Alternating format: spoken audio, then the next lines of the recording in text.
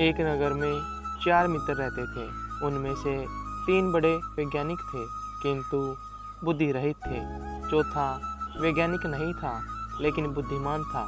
चारों ने सोचा कि विद्या का लाभ तभी हो सकता है यदि वे विदेशों में जाकर धन संग्रह करें।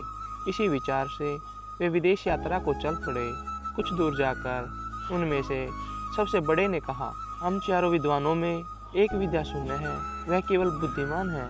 धनोपार्जन के लिए और धनिकों की प्रसन्नता प्राप्त करने के लिए विद्या आवश्यक है।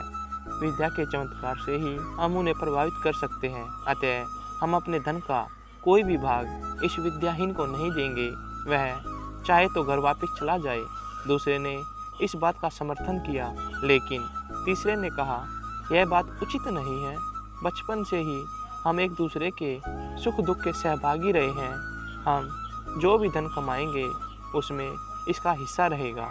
अपने पराये की गणना छोटे दिल वालों का काम है।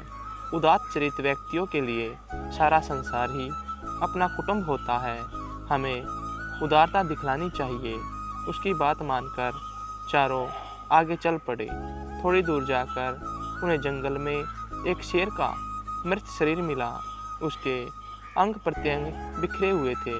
तीनों विद्याभिमानी युवकों ने कहा, आओ हम अपनी विज्ञान की शिक्षा की परीक्षा करें। विज्ञान के प्रभाव से हम इस मृत शरीर में नया जीवन डाल सकते हैं। यह कहकर तीनों उसकी हड्डियां बटोरकर बिखरे हुए अंगों को मिलाने में लग गए।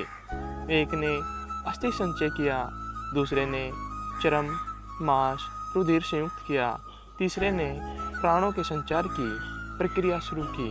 इतने में विज्ञान शिक्षा से रहित किंतु बुद्धिमान मित्र ने उन्हें सावधान करते हुए कहा, जरा ठहरो, तुम लोग अपनी विद्या के प्रभाव से शेर को जीवित कर रहे हो। वह जीवित होते ही तुम्हें मारकर खा जाएगा। वैज्ञानिक मित्रों ने उसकी बात को अनसुना कर दिया। तब वह बुद्धिमान बोला, यदि तुम्हें अपनी विद्या का चमत्कार दिखलाना ही है तो दिखलाओ, लेकिन एक क्षण ठहर जाओ, मैं वृक्ष पर चढ़ जाऊं। यह कहकर वह वृक्ष पर चढ़ गया। इतने में तीनों वैज्ञानिकों ने शेर को जीवित कर दिया। जीवित होते ही शेर ने तीनों पर हमला कर दिया। तीनों मारे गए। अतः शास्त्रों में कुशल होना ही पर्याप्त नहीं है, लोक व्यवहार को समझने और लोकाचार के अनुकूल काम करने की बुद्धि भी होनी चाहिए।